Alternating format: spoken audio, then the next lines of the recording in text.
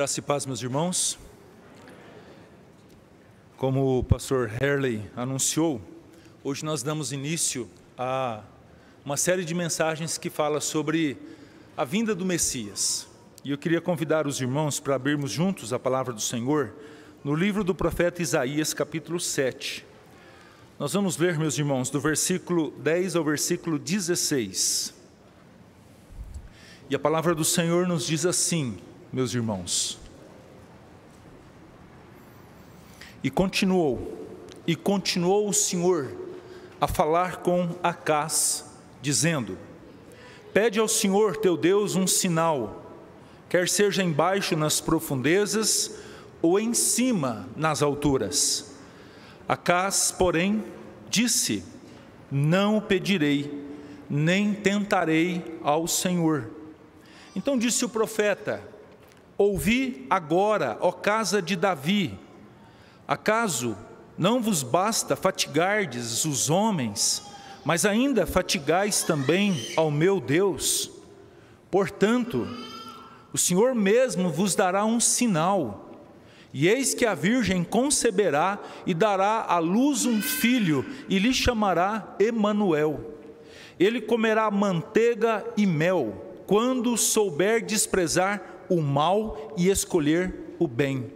Na verdade, antes que este menino saiba desprezar o mal e escolher o bem, será desamparada a terra ante cujos dois reis tu tremes de medo.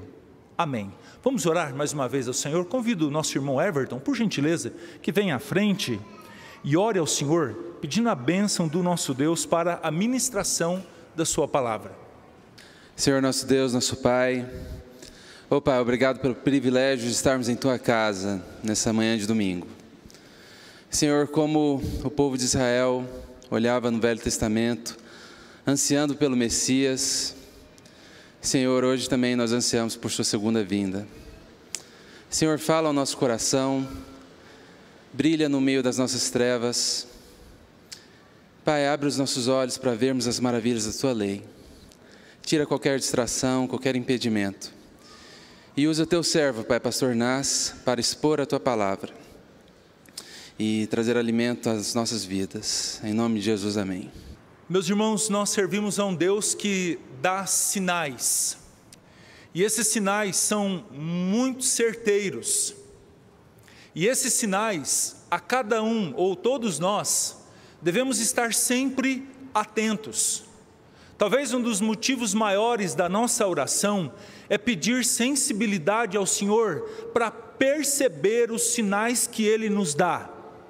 Mas não nos preocuparmos apenas com o sinal, mas nos preocuparmos para aquilo que Ele aponta.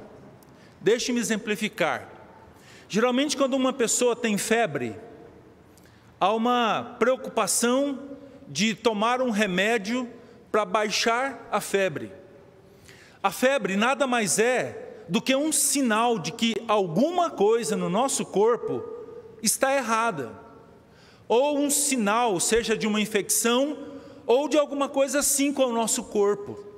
Mas a grande questão é que às vezes nós estamos tão preocupados com o sinal, e esquecemos daquilo que ele aponta. Nós esquecemos e nos preocupamos apenas, vamos baixar a febre.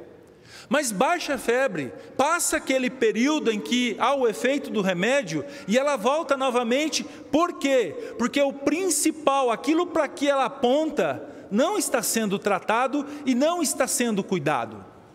O texto que nós acabamos de ler, meus queridos, também é a demonstração de um sinal. Uma demonstração de um sinal que Deus dá, primeiramente a um rei que, se você olhar nos textos, tanto de 2 Crônicas 28, como também no texto de 2 Reis 16, que conta a história de Acaz, meus queridos, você vai perceber que ele foi um dos reis que fez o que era mal diante do Senhor e diante do povo. A gente tem uma sequência de reis em Israel que, em sua maioria, não queria viver debaixo da subordinação e da direção do Senhor. É muito próprio isso do ser humano. Talvez um dos grandes desafios do cristianismo é estar sujeito ao seu Senhor. É dizer com todo o coração: fala, Senhor, que o teu servo ouve. Fala, Senhor, que o teu servo obedece. Essa sujeição, meus queridos, é um grande desafio, e a gente vê muito isso, ou claramente isso, na figura dos reis de Israel. Acas, ele foi um homem tão terrível, que ele levou a Israel a uma idolatria. Ele assumiu o reinado com 20 anos de idade. E ele então, meus queridos, por 16 ou 17 anos, há um pouquinho de confusão nessa questão, mas o que nos chama a atenção é que por todo esse tempo, ele se dobrou diante de uma divindade ou divindades, dando vazão à idolatria, e esse com certeza foi de outros deuses, de outras divindades. Com certeza, meus queridos, como por exemplo o Deus dinheiro, ou Deus poder, ou de repente um time de futebol, ou até pessoas mesmo, pessoas que são adoradas, idolatradas, e esse com certeza, meus queridos, é algo que o Senhor detesta. Mais do que isso, Acas, diz a palavra do Senhor, que não apenas se dobrou diante de altares que não eram o altar do Senhor, mas ele também cometeu um erro crasso, terrível, um erro que foi de imolar um dos seus príncipes, um dos seus filhos, meus queridos, a um Deus chamado Moloque. Ele teve essa capacidade de fazer algo abominável diante do Senhor. Esse homem, com certeza nos seus 16, 17 anos de reinado, fez tudo aquilo que era terrível aos olhos do Senhor. Mas o que a gente observa, meus queridos, nesse texto, e a partir do capítulo 7, do verso 1, é que o Senhor sempre teve um compromisso com o seu povo. Mais do que o rei Acas, que Deus permitiu com que ele levantasse, ou fosse levantado como rei, o Senhor tinha compromisso, e tem compromisso com o povo que ele chamou, um povo que ele escolheu para ser povo seu. A gente observa quando o profeta Jeremias vai até Acas, ele se refere a Acas, mas num dado instante ele diz: a casa de Davi. Ele está referindo-se à aliança que Deus tinha com Davi, de que não faltaria sucessor, e de que ele seria o seu Deus por todos os dias da vida, ou do seu povo. Nós entendemos que em muitos momentos esse povo vira as costas para o Senhor. Mas de repente, diante de toda a maldade do rei, meus queridos, e aqui vale lembrar que não é só a maldade do rei, você observa, por exemplo, no capítulo 5, pelo menos 6 ai. E esses ais, Deus está condenando não só a postura de um rei, mas a postura de um povo que gostava da violência, que gostava da bebedice, que gostava de fazer tudo aquilo que não era agradável aos olhos do Senhor. Era um povo difícil, terrível, pecaminoso, mas no sentido de não se arrepender dos seus erros. A ponto de, no chamado de Isaías, no capítulo 6, você vai perceber que quando ele vê da parte do Senhor a ideia de ir e anunciar as grandezas do Senhor, ele faz referência dizendo: ai de mim, Senhor, porque eu sou um pecador e habito no meio de um povo de coração duro, de lábios maldosos. Essa era a situação da época em que Acas reinava. E o que o Senhor faz? O Senhor permite, meus queridos, que os seus inimigos, ou que os seus vizinhos, constantemente causava mal, no sentido de invadir, de matar, de roubar, de saquear. Esses vizinhos, meus queridos, sempre foram tidos como instrumentos do Senhor, como chicotes do Senhor. Para quê? Para tratar esse povo. E o momento de Acas era um momento de tensão. Deus levanta o profeta Isaías para conversar com ele, pede para ele ir de manhã num aqueduto, numa represa, onde ele está preocupado com o provimento, a provisão de água. Por quê? Porque 2 reis em especial, que já tinham invadido Judá, que já tinha matado gente, que já tinha saqueado, que já tinha levado pessoas, 2 reis estavam juntos com a finalidade de invadir Jerusalém, que era o rei do Reino do Norte, conhecido como Israel, e o rei da Síria.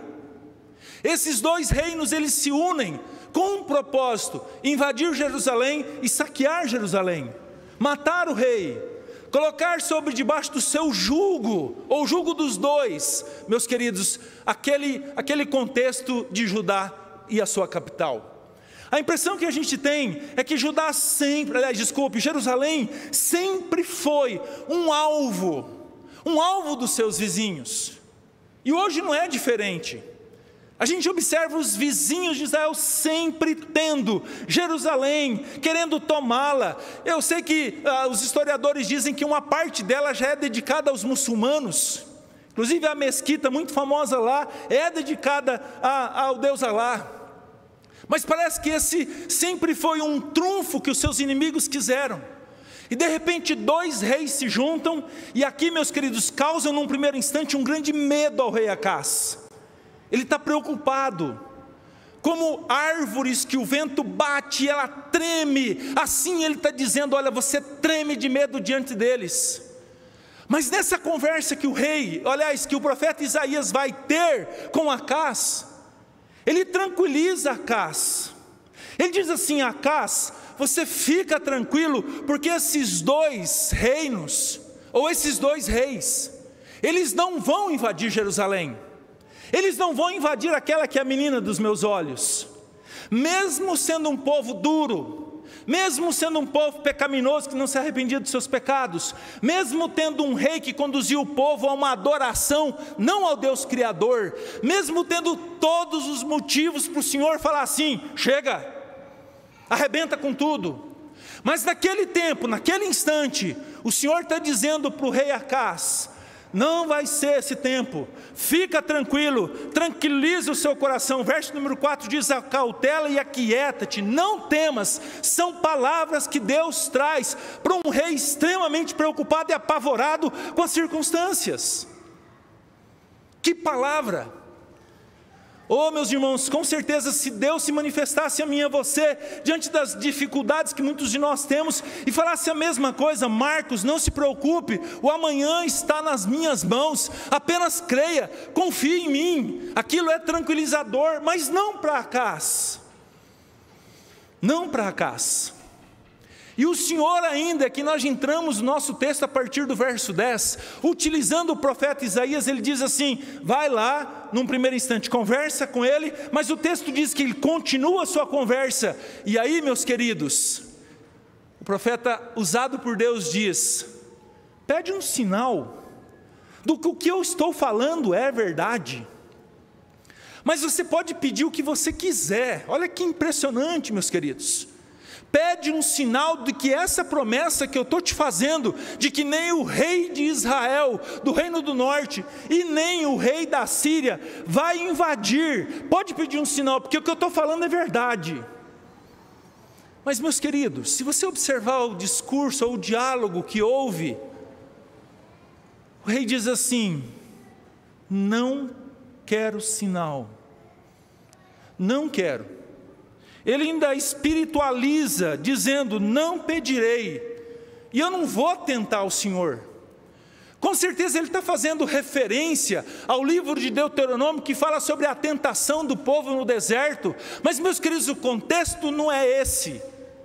Ele tinha que obedecer à ordem do seu Senhor. Só para os irmãos terem ideia do que eu estou falando, quando o filho de Acaz, Ezequias, ele assume o reinado, com a morte do seu pai, ele passa a ter vários problemas com o rei da Assíria, não Síria mais, mas a Assíria. Constantemente esse país gerava terrorismo no coração do rei. E Ezequias fez o que era bom perante o Senhor, diz a palavra do Senhor, foi um rei diferenciado. Mas o que nos chama a atenção é que um belo dia ele é acometido de uma enfermidade. Pouco se sabe sobre ela, mas ele recebe a mesma visita do profeta Isaías, que diz assim: Ezequias, coloca a tua casa em ordem, porque você vai morrer. E a Bíblia fala que Isaías sai da presença de Ezequias, e Ezequias vira a cara para a parede e faz a oração: Senhor, eu tenho andado em retidão diante de ti, Eu tenho procurado obedecer ao Senhor. E a Bíblia fala que ele chora. Naquele instante, meus queridos, Deus ele fala para Isaías que ainda estava no pátio do palácio: volta lá. Volta lá e fala para Ezequias que eu vou dar mais 15 anos de vida para ele. Ele não vai morrer agora. E quando Isaías vai lá e fala: olha, isso vai acontecer, o profeta diz ainda: e vai ter um sinal de que o que eu estou falando é verdade. E o sinal vai ser: a sombra que bate no relógio de Acás, ela vai retroceder 10 graus. Algo, meus queridos, jamais visto. Mas aquele era um sinal de que Ezequias, ele seria livre da sua doença. Mas entre linhas nós temos: será liberto também do rei da Assíria. E aconteceu, a sombra diante do relógio de Acás retrocede. E ele tinha uma certeza e uma convicção que o Deus de Israel o livraria daquela ação dos seus vizinhos, mas o livraria também da sua enfermidade, dando-lhe 15 anos. E a sequência, no capítulo 38 e 39 de Isaías, ele louva o Senhor com uma convicção: tudo que Deus falou vai acontecer. Essa é a característica, meus queridos, do sinal ou dos sinais. Quando o Senhor manifesta sinais, certamente, meus queridos, de fato, não apenas o medo ou a preocupação ou a sensibilidade para perceber os sinais, mas nós devemos ter sensibilidade e buscar sabedoria do Senhor para perceber o que está à frente, o que aquilo indica, o que aquilo quer nos mostrar. E é interessante então que quando o profeta Isaías conversa com Acás, dizendo: olha, esses dois reis, o rei da Síria e o rei de Israel, eles não vão invadir, eu estou falando para você pedir um sinal, e ele diz: não quero sinal. Meus queridos, ele tinha muito claro no coração dele o que ele queria. Os planos de Acás não eram os planos do Senhor. Mesmo sabendo que tanto Israel, que é o reino do norte, quanto a Síria, que é um país vizinho, constantemente faziam isso, entravam em Israel, eles agiam de maneira dura. Se você perceber, por exemplo, em 2 Crônicas capítulo 28, numa dessas invasões que Israel trouxe a Judá, meus queridos, mais de 120 mil homens morreram, 200 mil mulheres e crianças foram levadas cativas. Mesmo sabendo de tudo isso, queridos, ele diz: não, eu não quero, porque o seu coração estava inclinado a fazer, sabe o quê? A confiar em homens e não no Senhor. Na cabeça dele ele já tinha um plano, e o plano era fazer uma aliança com o rei da Assíria, que era um reino que crescia, um reino que estava aumentando, alargando suas fronteiras a cada dia. E na cabeça de Acás ele disse: eu não vou me sujeitar ao Senhor. Aliás, eu não quero nada do Senhor. Ele não queria nada com Deus dos exércitos. Ele queria sim uma aliança com o exército visível, que fatalmente, meus queridos, cairia, como de fato caiu diante do rei Nabucodonosor, que foi o império que tomou a Assíria, que derrotou a Assíria. Mas naquele momento, a aliança que ele queria era com um reinado forte, porque esse reinado estaria derrotando seus dois inimigos. E ele faz de tudo. Só que, meus queridos, ele não observou o caráter do rei da Assíria, um homem sem escrúpulos. E ele fez de tudo. Ele fez o quê? Pegou todos os ouros, as pratas, tudo aquilo que estava no templo, e levou para esse rei. Queria ganhar as benécias. Não apenas isso, mas se você observar a história, Acás visitou Damasco, e nessa visita ele viu o altar que o rei da Assíria se dobrava. E diz a Bíblia, meus queridos, que ele olhou, mandou recado lá para Jerusalém e disse: faça um igual, porque esse rei é um rei vitorioso, o Deus dele é forte. Então fazer o seguinte, vou fazer um altar. E a Bíblia fala que ele se dobrou diante dessa divindade, confiando na ação humana. Naquele instante, quando ele diz, eu não quero sinal, quando ele diz, eu não quero tentar o Senhor, o seu coração já estava inclinado a confiar nos homens, nos exércitos humanos. E com certeza, meus amados irmãos, esse foi o grande e terrível mal de Acás, mas esse tem sido o grande e terrível mal nosso. Quando nós confiamos em homens, principalmente quando nós confiamos em homens, meus queridos, que já deram provas e sinais do seu caráter, constantemente diante de eleições, a gente tende a colocar a nossa confiança em quem? No governador, no prefeito, no presidente. E aí, meus queridos, nós somos massacrados com as decepções. Com as decepções. E nós precisamos sim compreender, meus queridos, que a nossa confiança está no Senhor. Que a nossa confiança deve estar fundamentada num Deus que dia a dia tem provado o seu amor por cada um de nós. E mais do que isso, a nossa confiança, as nossas raízes não devem estar profundas nessa terra. Ela deve estar fundamentada, e o nosso propósito é pensar lá no céu. Nós temos visto, meus queridos, homens, e muitas vezes homens que se dizem homens do Senhor, tão preocupados em juntar tesouros, e muitas vezes agem de maneira errada nesse ajuntar, esquecendo de uma coisa da palavra do Senhor que diz, que nós devemos nos preocupar em ajuntar tesouros não sobre a terra, mas nos céus. Nós vemos pais, meus queridos, tão preocupados em dar títulos e diplomas e graduações para os seus filhos. Não sou contra que isso deve ser feito, mas o principal deve ser buscado, e muitas vezes isso é ignorado. E o principal, meus queridos, é dar o maior e o melhor título que um filho pode ter, que é o título de filho do Senhor na pessoa de Cristo Jesus. Porque é isso que traz paz ao coração de um pai, saber que o seu filho teme ao Senhor, que ele crê em Cristo Jesus, e essa convicção, tendo essa convicção, a gente sabe que ele vai ser dirigido, e ele vai ser abençoado por Deus, aonde ele estiver. Mas mesmo diante da rejeição de Acás, a Bíblia fala, eu vou dar um sinal, eu vou te dar um sinal sim. Sabe por quê, meus queridos?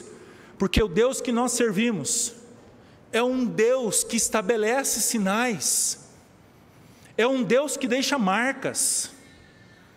Observe, cada momento do povo de Deus, momentos que são importantes, o Senhor pedia para levantar um altar, e aquele altar não tinha um fim em si mesmo, apenas um momento de sacrifício ali.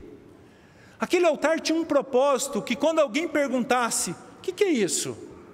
Isso aqui foi algo que Deus mandou fazer para a gente lembrar de uma vitória, ou da ação dEle. Quantas vezes a gente vê isso? Um Deus que deixa marcas, mas um Deus também que mostra e que dá sinais a cada um de nós. E o texto, meus queridos, que era o sinal de que Israel, que era o sinal de que a Síria não invadiria, era um texto, meus queridos, era uma profecia que a princípio tinha um caráter próximo, mas ela apontava para Jesus. Qual que é o caráter próximo? E que muitas vezes nós confundimos e descansamos apenas num contexto imediato. Se você olhar o capítulo de número 8, verso 3, a Bíblia fala que Isaías ele encontra uma profetisa, vai ter com ela, e a Bíblia fala que ela tem um filho. Isaías teve 2 filhos, os nomes deles são bem sugestivos, implica o momento, a situação, apontava para uma mensagem. Mas o que me chama a atenção, meus queridos, é que quando o Senhor fala de um sinal para Acás, num primeiro instante, era uma criança que nasceria de uma donzela. E essa criança, meus queridos, seria sim para Acás e para todos ali. E o nome dele apontava para isso. num sinal de que tudo que Deus havia dito aconteceria no tempo de Acás. Tanto é que 3 anos depois, essa criança com 3 anos, ou um pouco menos, a Bíblia fala que a Síria cai. 12 anos depois, a gente vê que o reino de Israel, ele sofre derrotas terríveis. E isso apontava para o exílio, que era a consequência do peso da mão de Deus. Mas o que nos chama a atenção, meus queridos, que a prova num primeiro instante de que tudo aquilo aconteceria, era o nascimento do filho de Isaías. Mas mais do que isso, e aqui nós devemos ter sempre sensibilidade, e é fácil para a gente entender hoje, que esse texto apontava para o Messias que viria, que nasceria de uma virgem, sem contato de um homem. O que nós queremos enfatizar nessa manhã é que num primeiro instante, um sinal imediato era de que aquele povo seria protegido da invasão dos vizinhos. Mas para aquilo que ela apontava seria, meus queridos, a libertação da opressão e da escravidão do pecado que aconteceu na pessoa e obra de Cristo. Esse texto aponta para o Senhor Jesus. E todas as características são assim. Num primeiro instante, o texto diz a partir do verso 15, falando a respeito do contexto dessa criança, que comeria manteiga, que comeria mel. A ideia de manteiga aqui é coalhada. E a gente vê na sequência do mesmo capítulo 7, que o povo vivia numa situação tão difícil, e diz, irmãos, lá no versículo 22, ou 21, desculpe, que cada morador, cada homem de Judá, teria uma vaca, 2 ovelhas, mas aquilo seria suficiente para alimentarem. Diante da escassez e das dificuldades, esse era o contexto do nascimento dessa criança, que não foi diferente de Jesus. Se você observar a história, os irmãos conhecem bem, ele nasce não num palácio, mas ele nasce numa estrebaria, um lugar que se cuida de animais, de cavalos. Ele não nasce numa cama confortável, mas nasce numa manjedoura, onde o cavalo come. Ele foi criado numa cidade insignificante, chamada Belém. Ele era filho de um carpinteiro, vivia uma vida simples. Mas é nesse contexto que nasceu o Filho de Deus. É nesse contexto que o Emanuel se fez presente. É nesse contexto que o Emanuel encheu nosso coração da maior esperança que alguém pode ter, de vida após a morte. Se num primeiro instante a ênfase era no nascimento do filho de Isaías, se no primeiro instante esse menino viveria uma vida simples, e antes que ele tivesse a idade da razão, esses 2 reinos cairiam, esse texto aponta para aquele que viria, e que levaria sobre si os nossos pecados, nos dando a expectativa, a esperança de vida após a morte. Eu quero concluir essa meditação trazendo algumas considerações, ou fazendo algumas considerações, algumas conclusões. Num primeiro instante, meus queridos, a aliança que o Senhor estabeleceu com o seu povo, sempre levou o Senhor a corrigi-los, não a abandoná-los.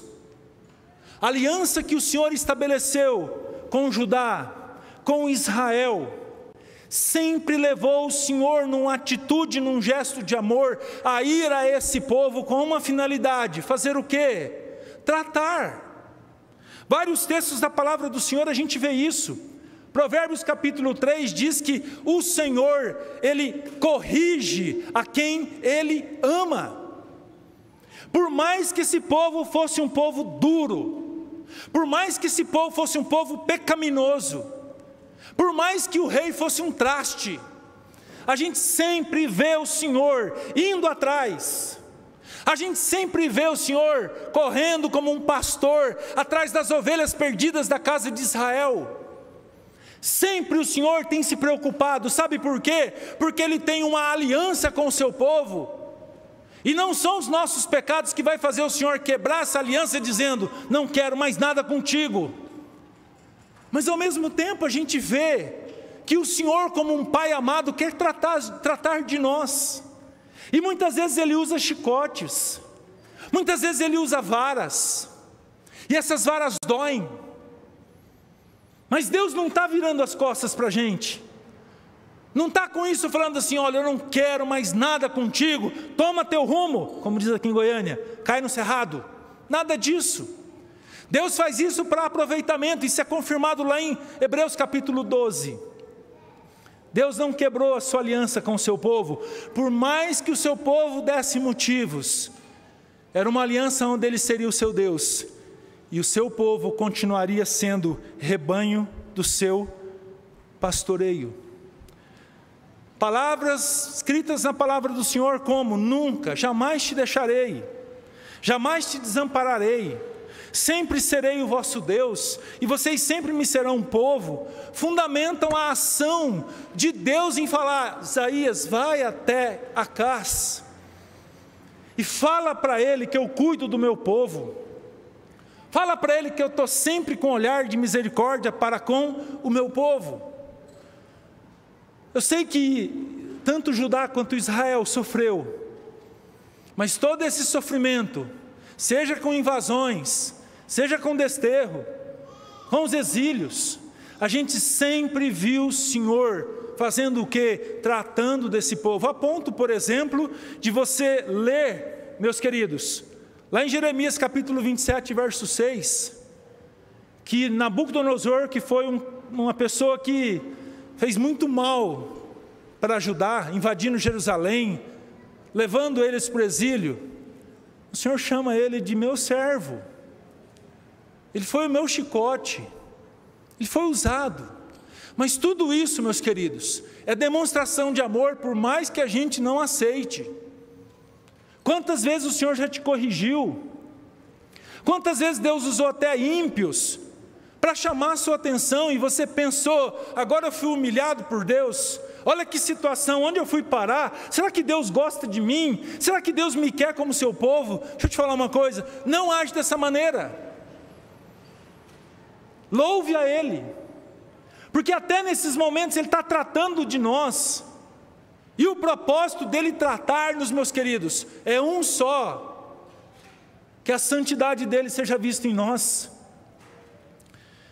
Eu confesso, meus queridos, que eu me lembro das 4 surras que eu levei do meu pai, mas não foram qualquer ou quaisquer 4 surras. A gente usa uma expressão lá no Mato Grosso que é surras de arrancar pica-pau do toco. E eu me lembro claramente não só das varas, mas eu me lembro das falas. Era com muita ira, porque certamente as atitudes causaram isso. Só para os irmãos terem uma ideia de uma delas: meu pai tinha 2 carros, e um dia ele levou um desses carros na oficina puxado, e eu fui lá, sempre vendo ele dirigir, querendo dirigir também, desengatei um dos carros, e os 2 se encontraram. Só que tinha um problema: o meu irmão mais novo estava brincando entre os carros, e quando meu pai viu aquela situação, ele correu lá e viu meu irmão agachado brincando. Mas ele não pensou 2 vezes, pegou uma vara, mas apanhei, tudo bem merecido. Mas eu lembro de uma frase que talvez é muito mais corriqueira do que a gente imagina. Ele falava assim: meu filho, eu quero que você seja corrigido por mim, e não pela polícia, porque a minha correção é com amor. Nem sempre a polícia corrige com amor. Então isso é sinal do amor do Senhor. Mas a segunda conclusão que eu quero deixar para os irmãos: mesmo diante da rejeição que esse povo tinha para com o Senhor, Ele sempre reafirma sua aliança graciosa na pessoa do seu Filho Jesus. Mesmo Acás dizendo que não queria sinal nenhum, deixando claro que a sua confiança não estava na proteção e libertação que o Senhor, Deus de Israel, estava lhe dando, que a confiança de Acas estava no rei da Assíria, e a gente vê isso em 2 Crônicas 28:16. Inclusive, como eu disse, Acas presenteia esse rei com todas as riquezas do templo. Era esse rei que Acas definitivamente confiava, e não no Senhor, adorando a sua divindade. Acas não merecia sinal algum da parte do Senhor, não merecia qualquer livramento dos seus inimigos, isso da parte do Senhor. Mesmo sendo rejeitado, o Senhor amoroso reafirmou o seu cuidado pastoral, dando proteção e segurança que Jerusalém não seria invadida dos seus 2 inimigos. Eles seriam derrotados, era só uma questão de tempo, era só aguardar.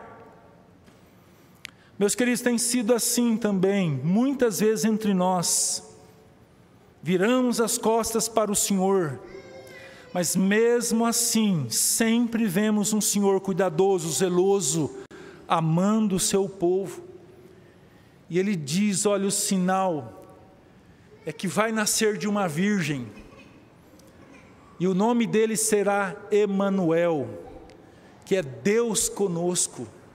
Eu não vou deixar de estar com vocês, de estar no meio de vós. Oh, meus queridos, para nós hoje, estamos às portas do Natal, nós vemos essa confirmação de que há mais de 2000 anos atrás o Filho de Deus esteve entre nós. Nasceu, como eu disse, de uma simplicidade, numa simplicidade, e mesmo diante das terríveis desconfianças e rejeições, sempre o Senhor se ocupou de dar a cada um de nós esperança, esperança de vida eterna. É a sua aliança que foi aplicada na pessoa de Cristo, e todos nós podemos crer por essa ação graciosa. Por fim, o Deus Emanuel veio, habitou em nosso meio, cheio de graça, e isso é confirmado pelo apóstolo Mateus, no capítulo 1, verso 23.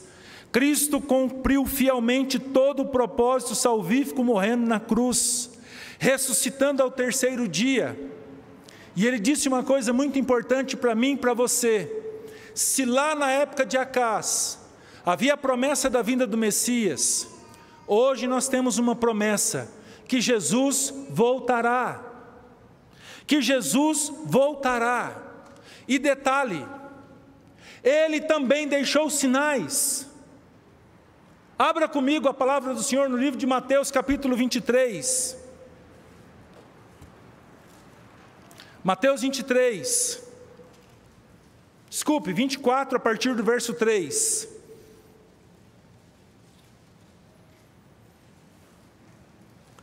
Os discípulos chegam para Jesus e perguntam para Ele sobre sinais, do que aquilo que Ele estava falando, da sua volta, quais eram esses sinais? E o texto diz assim, no Monte das Oliveiras, achava-se Jesus assentado, quando se aproximaram dele os discípulos em particular e lhe pediram, dize-nos quando sucederão essas coisas e que sinal haverá da tua vinda e da consumação do século. E ele lhes respondeu, vede que ninguém vos engane. Primeiro, virão muitos em meu nome dizendo, eu sou o Cristo, e enganarão a muitos. Certamente ouvireis falar de guerras, rumores de guerras, vede, não vos assusteis, porque é necessário assim acontecer, mas ainda não é o fim.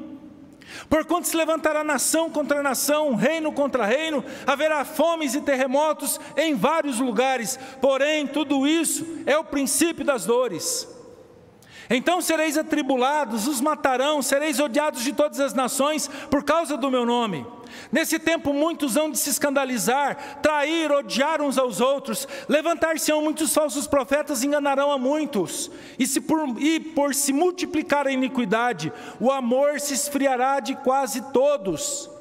Aquele, porém, que perseverar até o fim, esse será salvo. E será pregado este evangelho do reino por todo o mundo, para testemunho a todas as nações, então virá o fim. Jesus disse que vai voltar.